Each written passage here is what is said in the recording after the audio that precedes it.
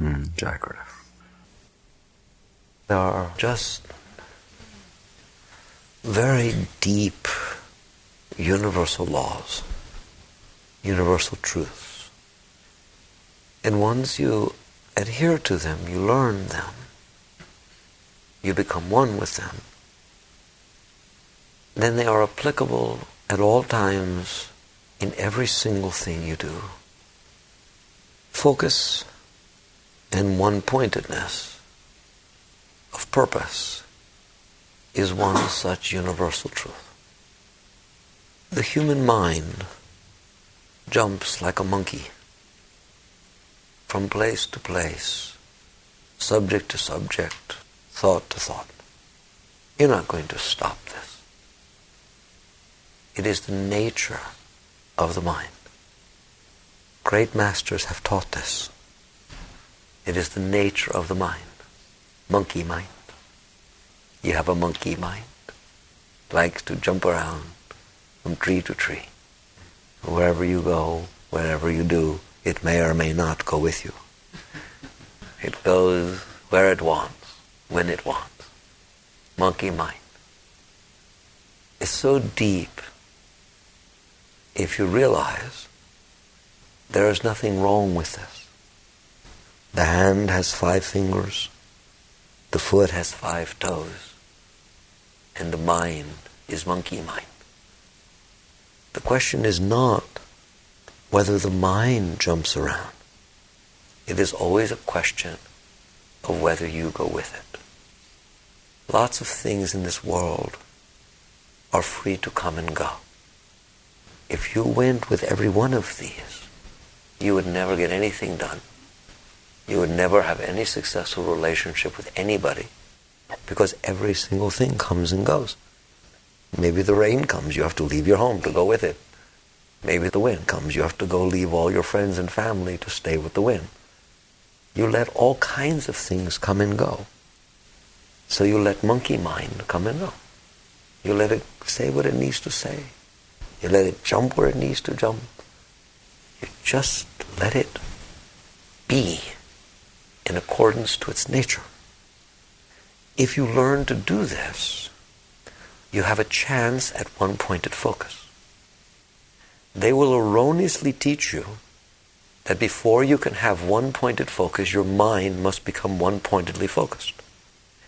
If you have to take your mind with you, you're in big trouble. It would be like if they sit there and tell you when it's said and done, you shall have a body made of light. Let's see you turn this body into light. You're wasting your time. You understand? You leave this body the way it is. The great ones teach you, let everything be of its own nature. Let a snake be like a snake. Don't try to make a snake friendly. All right? It hisses, bites. It's a snake. Let the wind be wind, let the rain be rain. Let the mind be mind. Let the body be body. These are the deep teachings of the Tao and of Zen. If you try to change the nature of something, then you must stay there and be the guardian of that thing. Because nature cannot be the guardian. Because you have decided to impose your will and change how nature would have left it. And it takes a tremendous amount of effort to do so. So, the mind to the great being who is really practicing one-pointedness, who is practicing one-pointed focus of purpose, you do not have to take your mind with you. You set your attention, your concentration, your awareness. You look ahead at yonder star with your head tilted up. You face it, you look at it, and you walk toward it. That's one-pointed purpose. Your mind doesn't have to come with you. If you think that before you walk relentlessly toward that star, that your mind has to agree that this is what you're going to do, and that any time the mind thinks, well, maybe we need to rethink this, maybe we're not going the right way, maybe things are different than we thought they were, that means you better rethink it. You better stop and check it out. You better make sure it's that star rather than that star. You want to know what? you will never, ever get there. You will never, ever convince your mind at all times that everything stays the same and it should keep going that way. There's not a chance. There's no one that ever did in the history of the world. The mind views everything based upon relative perspectives. If you don't have it, the mind wants it. If you get it, the mind couldn't care about it. Haven't you noticed?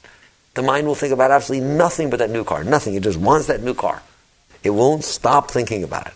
Then you get the car, and in a very, very short period of time, all the mind wants to think about is what's wrong with the car. How this squeaks, and how this isn't as fast as it was supposed to be, and how this is wrong, or when can you sell it? How much can you get? I bought the wrong one. There's nothing wrong with your mind. There's not a single person in this room whose mind doesn't do that. If it's true that everybody's mind does that, what am I saying? It is the nature of mind. It's its nature. It's fine. If you lose your one-pointedness of purpose and focus as to where you're going because your mind changed, you will not get there. So it is not a matter of training the mind to maintain its focus and one-pointedness. Then you must waste all of the energy that was meant to take the journey to fight the mind. What if you kept going even if your mind changed? Oh my God, that's like inconceivable. Then how will I know I'm supposed to go there? When I started, all of me agreed that's where I was supposed to go. My heart felt that, my mind felt that. All of the forces that were aiming in that direction. You think it's going to stay that way? There's no time ever that it stayed that way. All right? In any event, it isn't like your mind has to agree. This is the hardest part for people to catch on. If you think your mind must agree, you're not going anywheres. Because it is going to keep changing. And it is going to keep changing the basis upon which it convinces you of what's going on. And you will end up keep changing direction and keep doing different things. And you will either waste all of your energy going sideways like a pendulum, back and forth, here to thither, and not use any of your Shakti, any of your force to really go somewheres. Or, if you think you're being spiritual, you will stop and fight your mind to try to stop it from going all over the place so that it doesn't waste your energy going all over the place. So you're either wasting your energy outside or you're wasting your energy inside, and this is what people do. All right? And they call it non-spiritual. Everybody just goes after whoever attracts them and whatever they feel, and they run away from what they don't like. They go, look at that person, he's caught in the world. Not me. I'm fighting my mind. I know better. I'm disciplining my mind. I'm doing this. Okay? Well, I thought we were supposed to go to yonder star. How does changing stars or deciding whether to come or go going to get me there? It's not. And how does stopping all the time to fight my mind to convince myself that that's still where I want to go? It's not. So one-pointedness of purpose is a phenomenal thing, and you want to know what? It's abnormal. It's abnormal. Human beings don't do that. Okay? They just don't do that. So the first thing you have to do, if you want to grow spiritually, really, is to practice ignoring your mind. It is going to say things to you. You must not listen. But then you sit there and say, but I listened. At one point I listened when it said to walk toward that star. Right? It's going to start to give you all that. So now I'm more mature and I grew some, so I understand more, and so therefore I should say things. Okay? Oh, you can do that with everything. Well, I got married, but when I got married I was young. And it was proper at the time, but now it worked. We've grown a little bit. We get along. I know more about love. I know different things. It's important that I find somebody more mature and so on. So therefore, it's perfectly normal to get married and divorced 3, 4, 6, 8, 10 times, 12, 15. Depends on how fast you grow. If you're growing very fast, it's lots of times. Right? So 15, 20, 30 times. You got it down very well. The mind, it's just weird what it can convince you of. It can tell you anything. There's no end to it. The first step, if you're going to go somewhere, and it's a killer, is you have to stop listening. And what that takes is a deep level of faith and surrender to realize that if you're not doing it, the wind will do it. The leaf does not have to decide when to fall off the tree, and it does not have to decide which way to fall on its way down. It doesn't have to have it thought out. The wind, the forces, will take care of this. if you are not running around hither and thither after the forces of your mind, then the forces of nature, the forces of God, the forces of harmony will take you there. And that's magic. It's what you call miracles, but it's not a miracle. It's not a miracle that that leaf falls off the tree at just the right time, is it? Because just the right time is when it's supposed to fall off the tree. And it's not a miracle how beautifully it floats and falls to the ground. That's not a miracle. But it's a heck of a lot nicer than what you could do with it, with your mechanical plotting of figuring exactly what's going to happen. It is the same thing with your life. It is not a miracle that all these things work out. It's not a miracle that all the forces show up just when they need to. It's not a miracle that the book or the people or the teachings are there just when you need them. It's not a miracle that at every step, at every point, when you are open and surrender, God shows up. It is because your mind stopped running you all around, which is out of harmony with the nature of things. The mind's nature is monkey mind. There's nothing holy about what your mind is telling you.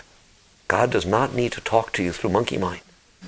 I told God early in the journey, if you ever want to talk to me, please don't do it through my mind. The probability that I will hear you through your mind, you might as well just talk through rocks or something. Because my mind is about the silliest place to try to communicate to me. It's crazy. All right? How will I know? That's what people say. How will I know if it's God talking? It jumps over here and then it jumps over here. And the answer is, you're absolutely right. You will not, so don't listen to any of it. Your mind is not the only way that God can talk to you. But your mind is the only thing your neurotic self is used to listening to. There's a stage in your journey, and it's a difficult one for people, where you break the hold that the mind has on you. You don't break the mind. What a difference. You break the hold that the mind has on you. It can say anything it wants. You just don't listen. You say, I'm better off walking toward that star than I am listening to this mind. Let God redirect me. I have devoted myself and shown the sincerity that I know that I cannot listen to myself to get there. So I'm not going to listen. Ooh, this is so beautiful. This is what's meant by surrender. It's different than you think. That's what's meant by not my will, but thy will. You have no right to say that if you're still following your will. If your mind is still convinced you, well, we must discriminate. We must keep this balanced. There's a worldly life and a spiritual life. Let's make sure that we're doing both. We're measuring carefully, write it all down. In other words, you're still doing it. That's not a not my will, but thy will. You gotta let go of yourself.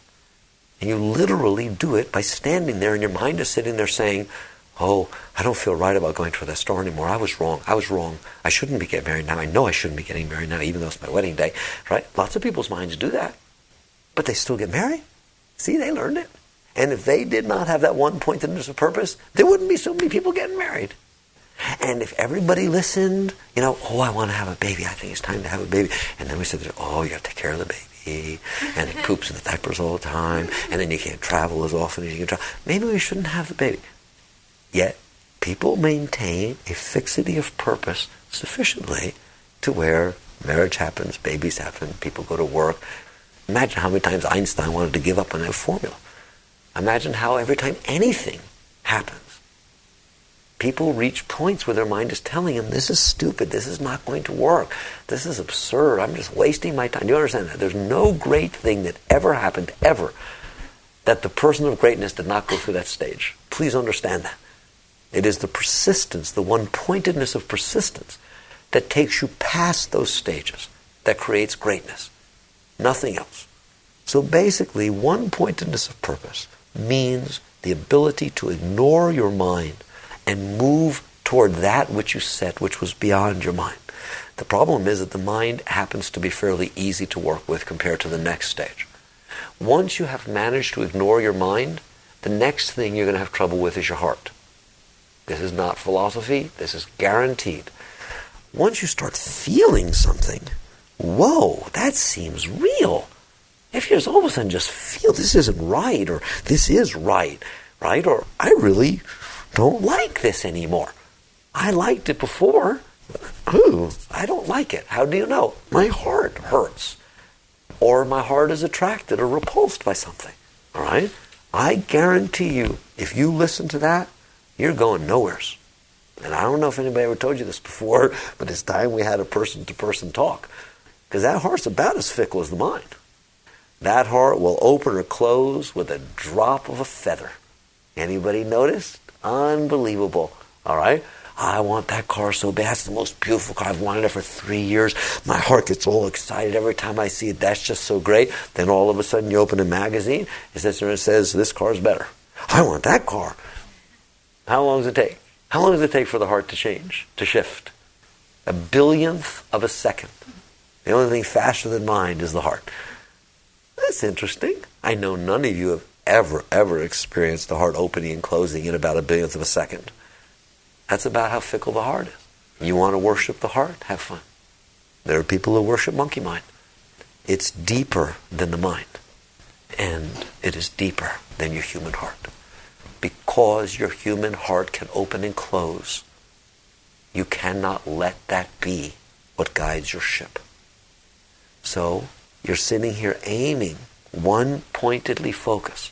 Does that mean I must train my heart? Oh, heart, remain fixed. Always remain open heart. Always be devoted to who you're devoted to, and always be against what you're against. Oh, be steady heart. Okay? It's the same as the mind. You're going to sit there wasting your time trying to make that heart be a given way. The human heart has a nature. You know what its nature is? To open and close. See, monkey mind, it can go a lot of different places. Heart's a little simpler. It's binary. And it opens and closes. And there's a whole bunch of vibrations that go along with opening, and there's a whole bunch of vibrations that go along with closing. So what? That is the nature of the human heart. If you want to stay around and change that, you would be here a long time. So it's the same thing. You maintain fixity of purpose that transcends the opening and closing of the heart. Don't worry about the opening and closing of the heart. Just keep your eyes fixed on the path.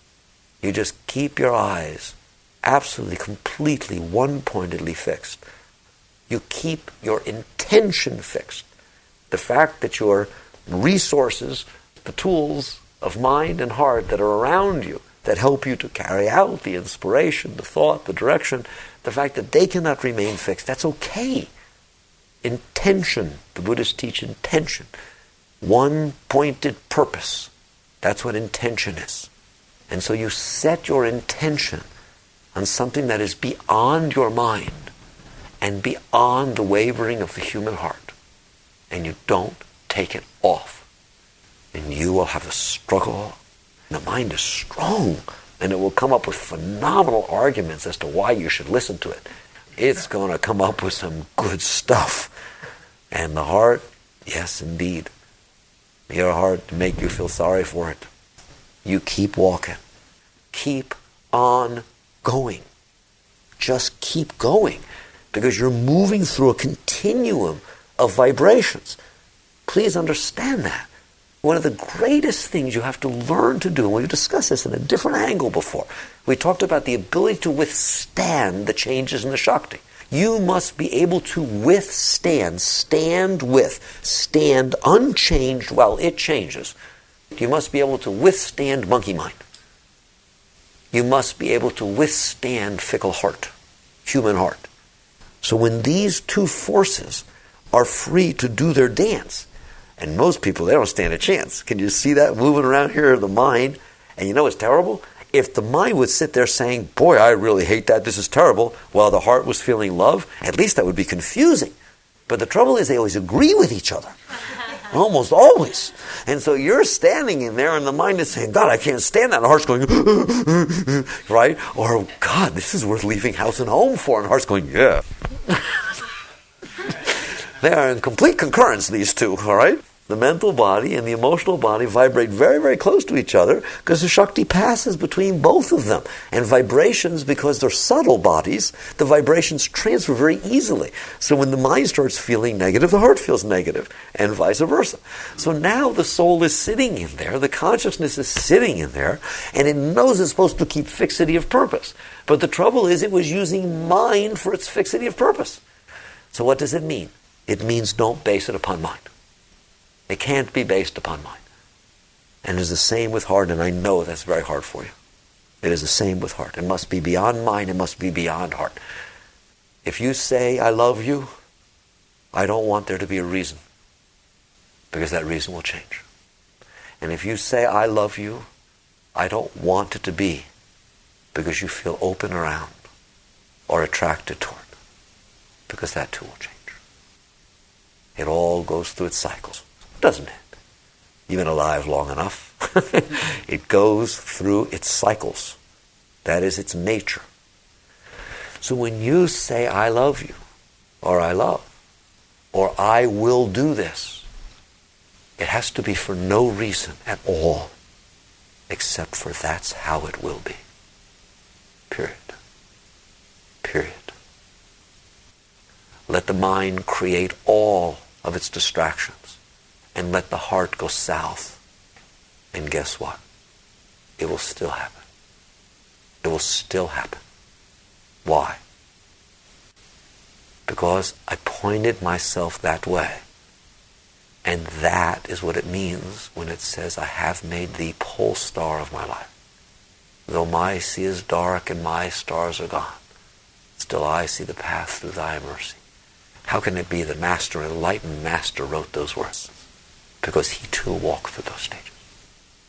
You understand that? And it isn't that it doesn't happen like that. It's that he never stopped trucking. Never.